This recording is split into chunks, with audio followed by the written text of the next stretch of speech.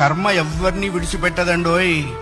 ఒకవేళ భగవంతుడైనా కాస్త ఎక్స్క్యూజ్ చేస్తాడు, కొంచెం కన్సెషన్ ఇస్తాడు, కొంచెం ఎగ్జంప్షన్ ఇస్తాడు. కర్మ చస్తే ఇవ్వరు. 1000 ఆవులు 1000 దూడలు ఉన్నాయి. దూడల కట్లు విప్పాం. ఏ దూడ దాని దగ్గరికి వెళ్ళి దాని తల్లి దగ్గరికి వెళ్ళి సరిగ్గా ఆగుతుంది. కర్మ కూడా అంతే. అవశ్యం అనుభోక్తవ్యం కృతం కర్మ శుభాశుభం. వండిన అన్నం తినలేకపోవచ్చు, చేసుకున్న కర్మని అనుభవించక తీరదు. చాలా మంది కొన్ని అనవసర మాటలు మాట్లాడుతుంటారు. బ్రతకదలుచుకోలేదు, చచ్చిపోదాం అనుకుంటున్నా. చావునేటువంటిది ఏదో ఏటీఎం కార్డు పెట్టంగానే డబ్బులు వచ్చినంత ఈజీ అనుకుంటాడు.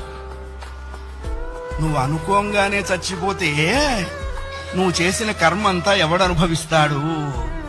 కర్మానుభవం అనుభవించడం కోసమైనా అది నిన్ను బ్రతికిస్తుంది.